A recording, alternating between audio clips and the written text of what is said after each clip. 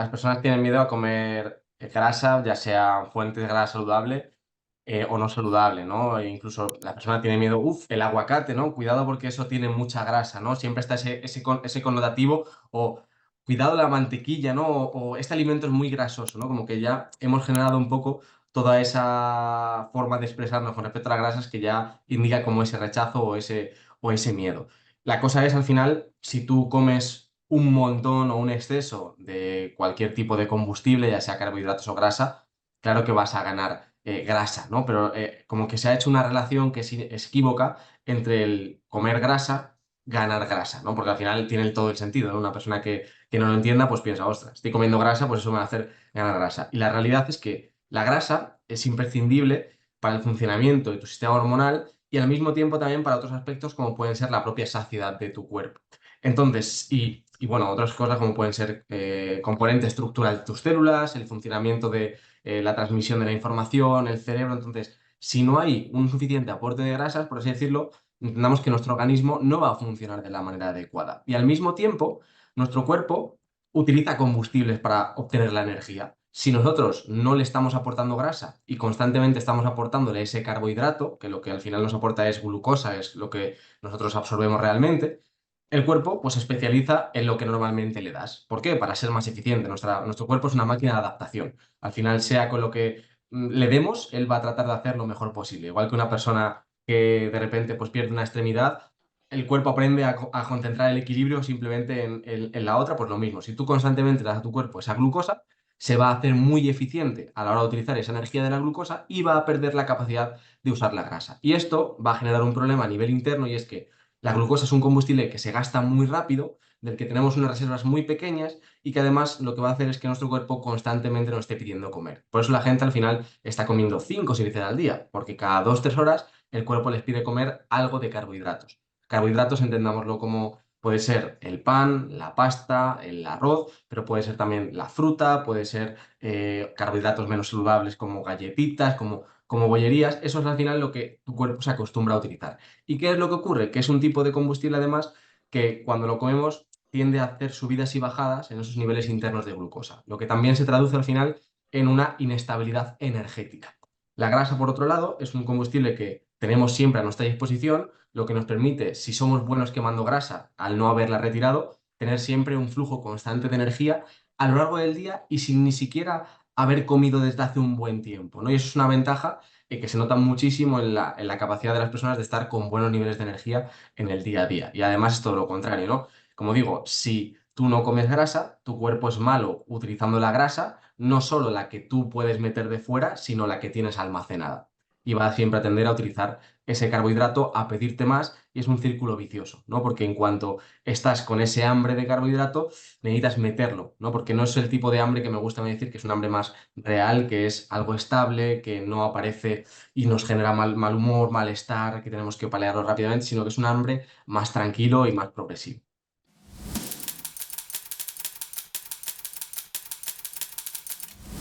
Y todo el mundo, cuando se habla de grasas saludables, tiene identificadas las fuentes de grasas saludables vegetales, es decir, aceite de oliva virgen extra, aceitunas, frutos secos, aguacate, y también pues entraría ahí la grasa del omega 3 del pescado azul o de las algas, etcétera. Eso todo el mundo tiene identificado como saludable. Pero es que todas las grasas de origen animal, si al final son de una buena procedencia, también son grasas muy saludables, como pueden ser la propia grasa de la mantequilla, la grasa de un buen queso, de cabra, oveja, de leche cruda, la propia grasa que puede tener la carne, una carne de buena calidad. Estas grasas de origen animal también son grasas saludables, que son las grasas saturadas, que también están como con una capa aún más de miedo, ¿no? Por esa relación que se ha creado de grasas saturadas, colesterol, colesterol es lo que genera los infartos, que es un poco una falacia, y al final ahí ha habido también ese miedo. Pero al final te he comentado la fuente de grasas vegetales, me ha faltado decir, por ejemplo, el coco, el aceite de coco, el cacao,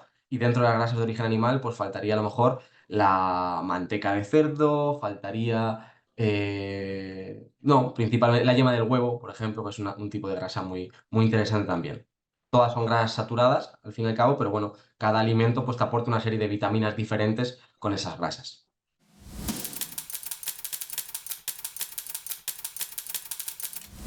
Justamente. Bueno, tiene que ver con lo que hemos hablado previamente de que cuando nosotros estamos todo el rato metiendo glucosa o carbohidratos al organismo, el cuerpo que hace especializarse en esa quema de carbohidrato para obtener energía y dejar de lado la utilización de las grasas. Y ahí lo que se hace el cuerpo es rígido metabólicamente, es decir, rigidez metabólica. Lo que nosotros buscamos para tener salud es flexibilidad metabólica, que es la capacidad de nuestro cuerpo para tanto usar glucosa en el momento que sea necesario en función de la disponibilidad, tanto grasa cuando sea el momento para ello. La mayor parte de personas lo que ha perdido es esa capacidad de utilizar la grasa como fuente de energía. ¿Y esto en qué se puede notar? Pues lo que hablamos, la gente no es capaz de hacer simplemente, por ejemplo, 3 comidas a lo largo del día, necesita comer cada 2, 3 horas, no puede aguantar 5, 6, 7 horas sin comer estando bien, sin hambre, con buenos niveles de energía, no es capaz ni se le pasa por la cabeza de hacer un ayuno porque, voy a estar un hambre que no va a ser soportable y hacer un ayuno de 12, 16 horas no es que algo que deberíamos necesariamente hacer todos los días, pero sí algo que deberíamos ser capaz de hacer todos sin ningún problema en un buen estado de salud metabólica.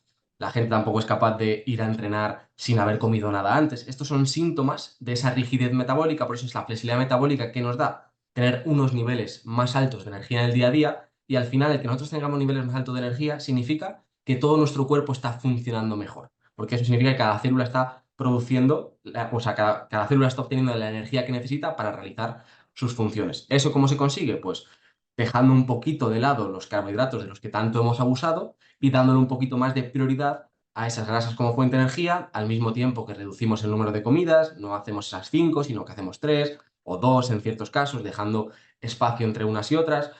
Luego también puede meterse estrategias relacionadas con el entrenamiento para estimular un poquito esa mejora de la utilización de las grasas, pero bueno, por ahí podemos empezar. Nos han hecho pensar que la sal es causante de hipertensión, ¿vale? Al final siempre un poco desde la parte más médica o farmacéutica intentando de buscar un culpable muy específico, porque al final se puede conseguir un medicamento que haga referencia a esa causa específica, cuando lo que nos encontramos en la realidad es que nunca hay un factor individual de las cosas. En el caso de la sal, ¿qué es lo que ocurre? En el tipo de vida en el que estamos viendo hoy en día, de un montón de sedentarismo, donde las personas tienen una alimentación muy alta en carbohidratos, la mayor parte de personas están enfermas metabólicamente, tienen resistencia a la insulina. En esta situación de resistencia a la insulina, niveles de glucosa constantemente elevados, inflamación del organismo, por así decirlo, el riñón tiende constantemente a retener el sodio por el efecto de la propia insulina. Entonces, en este contexto, a tener un exceso de sal en la alimentación incrementa esa tensión arterial por la condición en la que está nuestro organismo. Y por tanto, yo siempre digo, si no te mueves, no entrenas, fumas, te sigues alimentando de productos procesados o alto en carbohidratos normalmente, no te beneficias de añadir sal. De hecho, es problemático para ti. Pero la realidad es que la sal es imprescindible para un montón de procesos a nivel del organismo, para la comunicación entre las propias células, a nivel digestivo para absorber los nutrientes de las proteínas, del propio carbohidrato. Y cuando estamos en un contexto de un metabolismo sano, donde no tenemos esa inflamación, no tenemos esa resistencia a la insulina, nuestro riñón es perfectamente capaz de expulsar sin ningún problema el exceso de sodio y no causa esa hipertensión, ¿vale? O sea que es importante darle su contextualización para que la gente no tenga miedo a la sal per se, ¿no? Sino sepa, vale, qué tipo de persona soy y en mi contexto, qué tengo que tener aquí. Porque muchas personas, de hecho, el problema es que una alimentación baja en sal en una persona sana metabólicamente es perjudicial porque sobrecargas al riñón, que va a tener que estar tratando de retener sodio porque no se lo estás aportando, vas a tener también más problemas a nivel digestivo, una serie de cosas que no se notan como falta de energía, etcétera. Básicamente, bueno, la cultura del fitness, diría yo, ¿no? Que es un poco lo que le ha llegado a la mayor parte de personas que en las últimas décadas han intentado cuidarse, ¿no? Pues es ese mensaje un poco de personas del gimnasio, ¿no? Donde nos dicen, pues eso, que para perder peso lo que hay que hacer es comer menos, hacer más ejercicio, y al final lo que aportan son estrategias o planes enfocados en eso, en déficit calóricos, que es comer poco. Esto lo que ocurre al final es que la persona, al principio, cuando empieza a comer menos, si la primera vez que lo hace, obviamente va a empezar a perder peso. ¿Por qué? Porque el cuerpo tarda en adaptarse a ello y si estás, por así decirlo, comiendo menos y gastando lo mismo que antes, pues vas a tender a perder peso. Que este es un error también. La gente busca perder peso cuando lo que debería buscar es perder grasa, porque al final si tú pierdes simplemente agua, pierdes músculo, que es súper importante, y sí, pierdes algo de grasa, pero no en la proporción adecuada, pues que incluso puedes generarte más problemas, ¿no?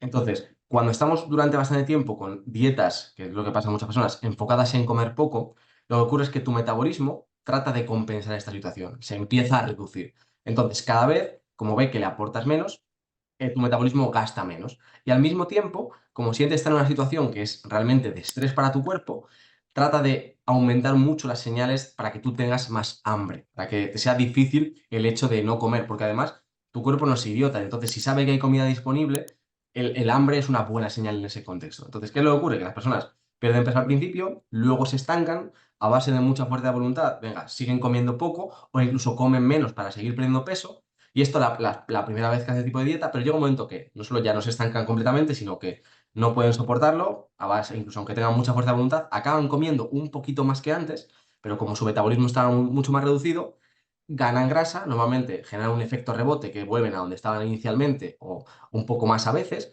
y esto, como digo, en las primeras veces. Hay personas que están toda la vida con este tipo de dietas hipocalóricas, comiendo muy poquito, periodos de mucho ejercicio, de mucho estrés para el cuerpo, y llega un momento donde el cuerpo está completamente loco y el metabolismo está destruido. Y a estas personas lo que necesitan es pasar por una temporada donde haya también una reeducación desde el punto de vista de la propia mentalidad, de la relación con la comida, que está muy destruida, hay mucho miedo a comer, a las cantidades, a las kilocalorías, a cuantificar todo, y donde el cuerpo lo que es lo que necesita, salir de ese estado de estrés, que tu hipotálamo detecte, vale, hay plenitud de nutrientes, hay plenitud de energía, estés aportando a tu cuerpo todo lo que necesita para estar bien regulado, para funcionar bien, para que tú tengas capacidad de disponerte y funcionar en el día a día, y para que pueda decir, vale, abro la llave de esa pérdida de grasa de nuevo porque siento que ya no estoy en situación de necesidad, porque eso es la otra cosa. Si tu cuerpo está en estado de mucho estrés y siente que la prioridad máxima es almacenar toda la energía que pueda, porque tú le estás dando muy poquita, en ese contexto es muy difícil perder grasa, a no ser que estés al final en un campo de concentración que, por supuesto, no vas a comer nada y vas a seguir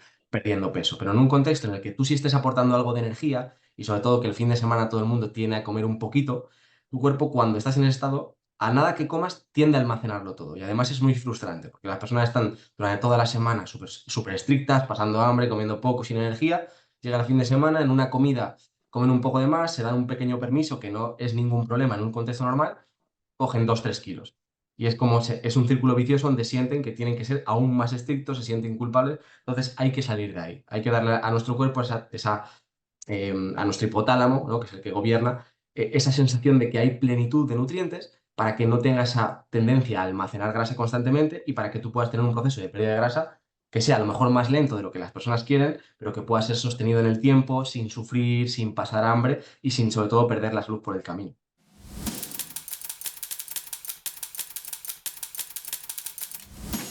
La cuestión no es tanto por las kilocalorías, la cuestión va más allá de la densidad nutricional que aporten los alimentos. Entonces, nosotros podemos tener dos dietas de las mismas kilocalorías, en una el organismo estar desnutrido y en situación de estrés, y en otra el organismo estar bien nutrido y en situación de plenitud. ¿Por qué? Porque el aporte ha venido de alimentos completamente diferentes. Entonces, la clave no es el estar pendiente necesariamente de las kilocalorías, estar pendiente de que tu alimentación sí que te aporte esos nutrientes que tu cuerpo necesita y la energía suficiente. Hay veces que eso incluso te puede colocar en una situación de un déficit calórico, pero no es un déficit calórico que sea negativo para tu cuerpo. ¿Por qué? Porque está teniendo generalmente todos los nutrientes que necesita. Esto incluso también habría que controlarlo para no extenderse. Y yo lo que voy sobre todo es priorizar, en primer lugar, esa proteína de origen animal, esos aminoácidos esenciales que nuestro cuerpo necesita, ¿vale? Esta base de la alimentación de carnes, huevos, pescados, productos del mar, vísceras. Luego, las grasas saludables como nuestra principal fuente de energía, ¿vale? Que es importante que aportemos en nuestra alimentación en un buen porcentaje mayor del que normalmente lo estamos comiendo. Que aportemos también los vegetales como un complemento, no como la base de la alimentación. Y luego que el carbohidrato energético tenga su función, su cantidad más adecuada y moderada al ejercicio físico de la persona. Entonces, no es cuestión de comer grasas hasta saciarnos, es más bien entender cómo conformar tus platos para que tengan una buena cantidad de proteínas, una buena cantidad de energía, normalmente a lo mejor de las grasas, pero también en ciertos contextos de carbohidratos, y que uno coma hasta saciarse sin tener deficiencias de esos nutrientes, ¿no? Para que el cuerpo perciba esa plenitud. Y al final, las señales del cuerpo son inequívocas, porque cuando tú te estás nutriendo bien, tienes saciedad, es decir, que no estás con hambre constantemente, como digo, puedes aguantar 5 6 7 horas sin ningún problema, y al mismo tiempo tienes buenos niveles de energía. Entonces, Muchas veces yo abogo por, en ciertas personas hay que hacer como un pequeño reset del metabolismo por de donde vienen durante un mes, a veces incluso un poco más, tratar de dejar a lo mejor las prisas a un lado, porque hay que darle a ese cuerpo ese cariño, igual que si tú te has lesionado, no puedes intentar volver al día siguiente a hacer lo que estabas haciendo antes, pues tienes que estar 2 meses a lo mejor haciendo un proceso de readaptación, ir al fisio, luego hacer unos... Pues, en estos casos de metabolismos destruidos, viene bien estar 2 meses donde tú, o un mes, mes y medio, depende de la persona, donde a tu cuerpo le estés dando esa plenitud, le des esos nutrientes, no pases hambre, tengas energía, para que luego abordajes a lo mejor más enfocados en la pérdida de grasa sean efectivos. Porque en esos contextos el metabolismo ya tan reducido no son efectivos. Entonces ahí es una parte importante, ¿no? Esos nutrientes son la clave para esa saciedad, ese buen funcionamiento del cuerpo, esa energía y la salud a largo plazo. Somos seres humanos, es decir, al final todos necesitamos los mismos tipos de nutrientes. Hay personas que necesitan más energía que otras, hay personas, a lo mejor por su genética, a nivel de fisionomía, pues hay cuerpos que son más de metabolismo rápido, constitución más delgada, más largos, que por ejemplo tienen una mejor capacidad de tolerar el carbohidrato. Las personas que viven, por ejemplo, en regiones más de América Latina tienen más mejor capacidad también de tolerar los carbohidratos por la evolución, por cómo se han movido, igual que a lo mejor en el norte de Europa tenemos más capacidad de tolerar, por ejemplo, los lácteos, porque en la evolución ha habido estar, pero generalmente el cuerpo necesita lo mismo, ¿no? Que son esos nutrientes esenciales. Y tenemos que maximizar con nuestra alimentación eso. Que a lo mejor una persona tenga un porcentaje de carbohidratos del 20% y otra un 35%. Bueno, eso ya son cosas que se adecúan al contexto y por eso abogo mucho porque la persona tenga bases, pero que luego sea capaz de experimentar y probar cosas, ¿vale? Porque no quiero dar a entender como que es algo como fijo, ¿no? Igual que esto muchas veces lo que nos aporta el mundo de la nutrición, ¿no? La gente busca soluciones fijas de, vale, tienes que comer, si pesas esto, mides esto y tienes esta edad, 1950 kilocalorías y exactamente 50 gramos de tal. Así no funciona el organismo. Entonces, a mí me gusta dar unas bases, que la persona tenga las sensaciones que le indica que va por buen camino y luego, si a lo mejor los resultados, a nivel, si uno tiene, por ejemplo, buscando esa pérdida de grasa, no son los esperados, que pueda decir, oye, voy a intentar aumentar un Ujú. poco el porcentaje de proteína, o voy a intentar, vale, bajar un poco el de grasa y aumentar el carbohidrato, o voy a intentar, en vez de meter el carbohidrato en la cena como lo estaba haciendo, meterlo en la comida. Y en esa autoexperimentación es lo que al final es la alimentación consciente también, ¿no? Poner atención a qué te sienta mejor, qué efectos tiene lo que haces, y bueno, es un proceso al final también dura para toda la vida, pero yo creo que es lo suyo también, ¿no? Ese autoconocimiento del cuerpo y aprender a escucharnos de nuevo, que lo hemos perdido a muchos niveles y en el caso de la salud, de la alimentación, bastante más. Bastante liberador. Es bastante Sí. liberador porque al final, cuando estamos tan enfocados en la pérdida del peso y venimos muchas veces con esa mentalidad de todas las creencias previas, nosotros mismos nos boicoteamos porque no dejamos muchas veces que pase el tiempo suficiente para tener los resultados del cuerpo. No podemos esperar que si llevamos 30 años comiendo muy poquito, sin comer grasas, o a lo mejor comiendo muy poca cantidad de proteína, el cuerpo de un día para otro sea perfecto utilizando ese nuevo cambio de alimentación. Pues tiene que haber un proceso de adaptación, ¿no? Igual que si tú de repente pasas de tener una empresa con 10 empleados a una de 25, pues no puedes esperar que a la semana siguiente ya domines la gestión. Pues su cuerpo funciona un poquito igual y muchas veces esa prisa hace que nos boicoteemos. Si solamente esperásemos, por ejemplo, un mes más, désemos confianza, muchas personas se encuentran que a esa vuelta de la esquina está esa pérdida de peso que a lo mejor al principio no estaba apareciendo.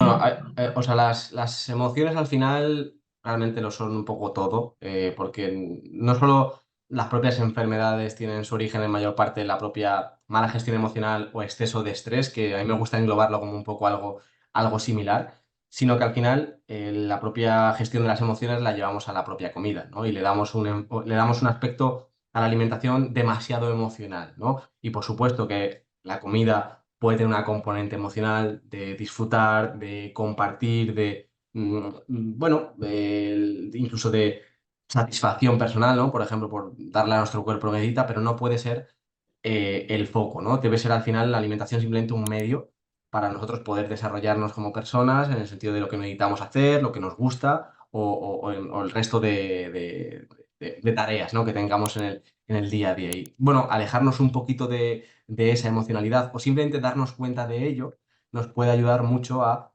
ser consciente de nuestras situaciones y poder ponerles remedio, ¿no? Si vemos cómo tiramos de la comida cada vez que tengo, por ejemplo, ansiedad, pues oye, te hace ver, ¿no? Vale, es que igual el problema no es la comida, que me estoy enfocando constantemente en cambiar la dieta, igual me tengo que enfocar en de dónde viene esa ansiedad y qué me está queriendo decir, ¿no? Porque al final igual lo sustituyes la comida por otra cosa y el remedio casi es peor que la enfermedad, si a lo mejor sustituyes la comida por alcohol, ¿no? O sea que esa parte emocional muchas veces está muy descuidada, normal también, porque vivimos hoy en día a tope, sin pararnos nada a reflexionar, todo hacer, hacer, hacer. Y bueno, pues es normal que cada vez tengamos menos conciencia, reflexionemos menos y no seamos conscientes de nuestras emociones, ¿no? Valga la redundancia. Y de hecho, para mí el momento de comer es muy, muy bonito desde ese punto de vista, porque al final es un momento, y además si lo hacemos menos veces al día, aprendemos a disfrutarlo más, donde nos podemos relajar, bajar niveles de estrés, disfrutar, o sea, es disfrutar a lo mejor no de comerte, yo qué sé, unos Doritos o un dulce, ¿no? Sino disfrutar del momento de comer, porque al final también disfrutamos de los alimentos saludables, ¿no? Hay que verlo también desde ese punto de vista. Y generalmente si le damos ese espacio suficiente a la comida, puede convertirse en un buen momento y un momento bonito que te permite partir un poco tu día, desconectar, bajar niveles de estrés y no es cuestión de ese enfoque zen de tengo que prestar atención a cada alimento, a cada bocado, no es cuestión de eso, sino darle su espacio que se merece al comer, el tiempo muchas veces y disfrutarlo, ¿no? Porque también podemos verle su significado y su valor dentro del día a más niveles. Al final yo lo que trato de eso, de generar un poquito, ayudar a generar un poquito más de conciencia y eso tiene un efecto transversal sobre el resto de áreas de nuestra vida. Entonces, cuando empiezas a prestarle un poco más de atención a la alimentación, el impacto que tiene sobre ti, sin darte cuenta empiezas a prestar atención a tus relaciones, el impacto que tienen X personas sobre ti, el impacto que tienes tú, y todo eso al final, pues es lo que hace que puedas tener una vida más plena, porque hasta que no te das cuenta de las cosas, no puedes actuar sobre ello, no puedes cambiar a mejor.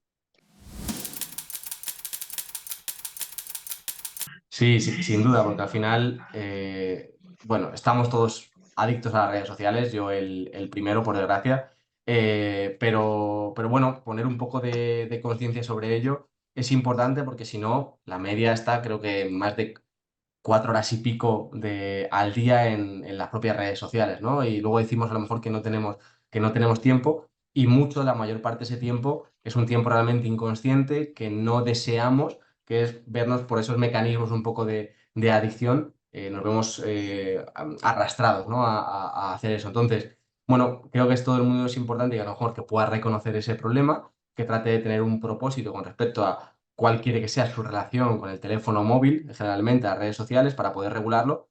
Y oye, las redes sociales pueden tener su significado.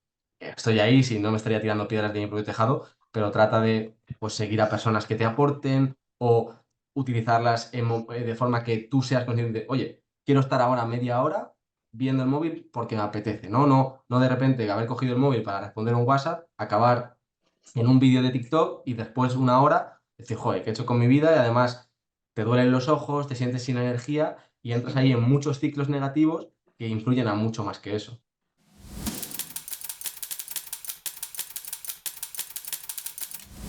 Gusta a veces tener un toque un poquitín dentro de la empatía que normalmente muestra a lo largo del libro, pero sí que me gusta dar como alguna pequeña colleja para que podamos de nuevo coger distancia, ¿no? De qué es el pan en relación a todas las cosas seguro que has superado en tu vida que son mucho más difíciles, ¿no? Y eso muchas veces nos hace, pues, plantearnos las cosas con respecto a ello. Yo no, al final, hay alimentos que son bastante más adictivos y eso no quiere decir que no podamos comerlos o que no podamos disfrutar de ellos. Lo que me gusta al final es que las personas no sientan que ningún alimento les controlan y que tú puedas elegir perfectamente y decir, oye, pues mira, el sábado me apetece desayunarme unas tostadas y a lo mejor, pues mira, el martes por la mañana, porque es mi día especial donde entro a trabajar más tarde y elijo ese día tomarlo y las disfruto, pero no tengo todos los días que comer pan con todas las comidas o si no desayuno pan siento que me muero y me falta algo porque eso al final creo que es una relación triste o lo mismo, ¿no? Si estás necesitando constantemente tomarte dulces después de las comidas, pues al final es un poco lo que trato por abogar, ¿no? Que sea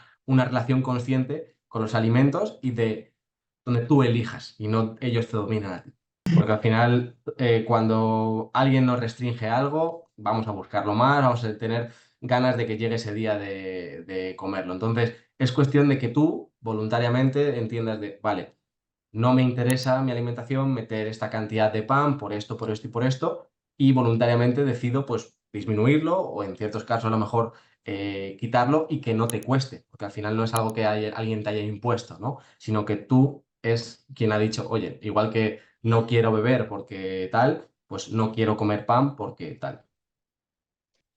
No es casualidad al final que los alimentos generalmente más nutritivos son normalmente también los más caros, excepto alguna excepción, por ejemplo, que si hay muy poca demanda, por ejemplo, las vísceras de los animales son muy nutritivas y suelen ser un precio incluso más bajo que las carnes de Ay, músculo. Por ejemplo, el salmón tiene mucha demanda, pero hay otros tipos de pescado azul más pequeños que aportan incluso más omega 3 que son más baratos, ¿no? Por ejemplo, la caballa en España, ¿no? Y con ujú. menos, por ejemplo, problemas a lo mejor de contenido de mercurio. O sea que sí que normalmente sí que está relacionado el aporte nutricional con el precio, pero hay veces en algún contexto donde hay poca demanda, pues que no sigue así.